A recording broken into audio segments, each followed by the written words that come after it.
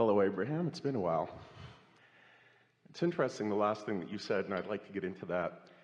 I started following your material, I guess about 10 years ago, and I spoke with you frequently, and for a while I was a testimonial.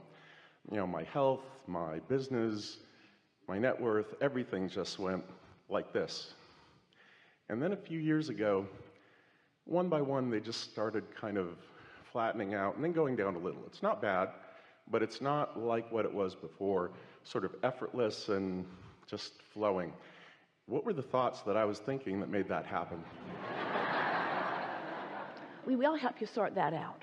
But before we do, we want to remind you that it is always an asking that is the beginning of new desires.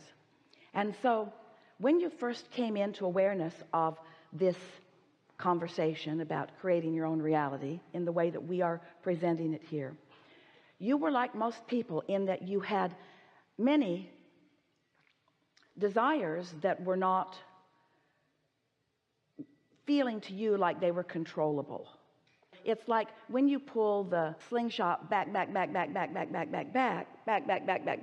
further back you pull it, when you let go of it, the further your rock goes. And so with most of you, you had a lot of things bubbling in your vortex that had been bubbling there for a long time that you were not aware of. That's what we were just saying today. You were not aware of them. And once you began applying some of the softening of resistance techniques that we were offering, you became the realizer of more and more and more of them, and the allower of more and more and more of them.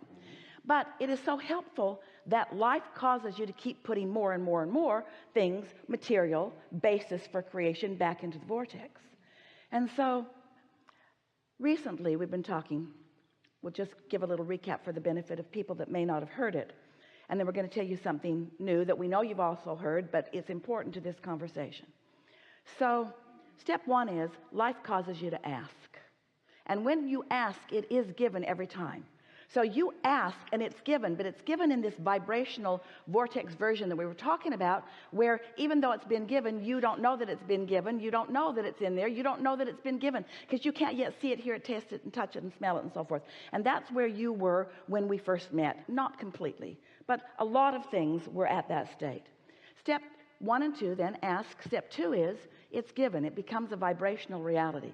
Step 3 is you have to find some way to be a vibrational match to what's in there. So when you do that, then those things begin manifesting into your experience. Lately, we've been talking about step 4. Step 4 is you become a master of what we were talking about here today. Staying in the receptive mode, not letting the condition control the way you feel. Not letting the condition control the way you feel. It's so easy to observe and then to conjure a vibration based upon what you're observing. And that's not mastery, because you've done step 1 and step 2, but unless you are able to hold yourself in a good feeling place. Esther had such an interesting week because she has a new house in Utah. It's a beautiful house up on a hill. It's a literal castle. She was so happy about the idea of buttons or castles, and she thought, I like castles way more than buttons. So this big old house, it's an old house, it's a beautiful house, but when they went to service the air conditioners, there are 10 heaters and air conditioner units up in these big attics. Some of them were so broken they needed to be turned off because they might kill you. So over a period of months, all of those air conditioning and heating units were replaced. And Esther is thinking, I should have known about that. But then she thought, if I knew all the things that were wrong with this house, I would not have bought it. And I'm so glad that I bought it, because there isn't anything about it that can't be fixed. But there was a little bit of doubting herself. What's wrong with me? Shouldn't I find a house that's perfect? It looked perfect. It just wasn't. So then when the people were looking for the air conditioning situation, they noticed that there were some leaks in the attic. Now, these are big attics. You could live up there. You could all live up there. And so when they get looking on this big, very peaked roof, the membrane between the outer tile and the wood roof is almost completely rotted away. So it needs a new roof, a great big new roof.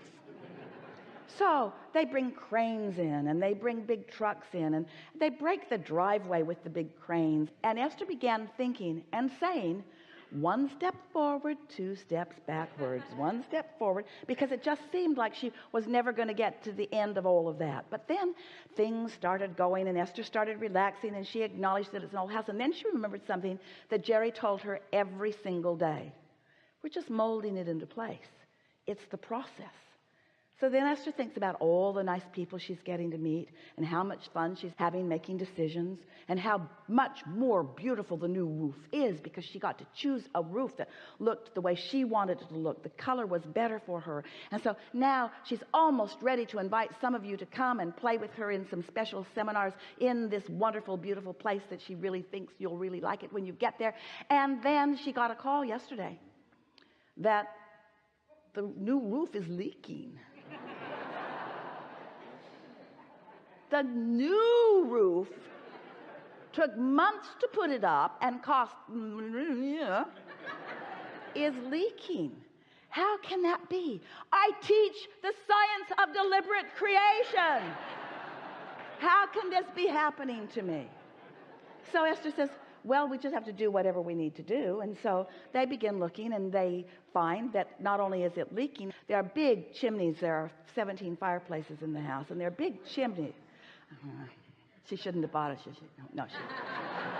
And the chimneys are stucco on the outside, and apparently they're absorbing water, and it's not the roof, it's sort of around the base of those. And so they're going to figure it out, and another really nice company is coming to help her with some really fantastic new thing that they're going to spray all over the house in order to stop it from leaking. And so Esther is thinking, well, it's just thoughts turning to things, and everything's coming into place. And then she got a call from someone who is overlooking her place in Del Mar, and they said during the storm the other night a big tree blew over.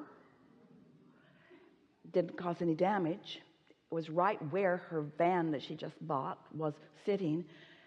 And then Esther thought, I was going to leave that van right there.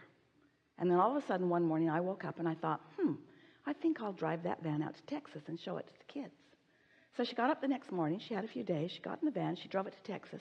And the next day, a big tree fell right where the van was parked. And Esther thought, well, maybe I am more in the receiving mode than I'm giving myself credit for. Maybe I should start looking for the things, the thousands of things that are going well, and not put any emphasis on the things that are maybe not. And maybe I should accept that I am the creator of my own reality. And maybe I should accept that when things don't go the way I want them, that it causes a stronger desire to go into that vortex, and it becomes the beginning of more that source and law of attraction are going to bubble into something. So there is more potential desire for me to receive. So that was our long way of saying to you that all of these things that are happening are causing you to put more into that vortex, because you can't make magnificent things. We've never said this before. Thank you so much. Things can't come from nothing. They have to come from something. They come from vibrational basis. And that's why you were born into this universe, into this time-space reality, with contrasting things to cause you to put more and more and more and more into the vortex, so that law of attraction has more and more and more and more that can come together, so that you can be the receiver of the new ideas. Because complacency has never been your style, and things going along just perfectly has never been your style. You must be reaching for something more. That's where the juice is. The juice is out on the leading edge, not on the complacent edge.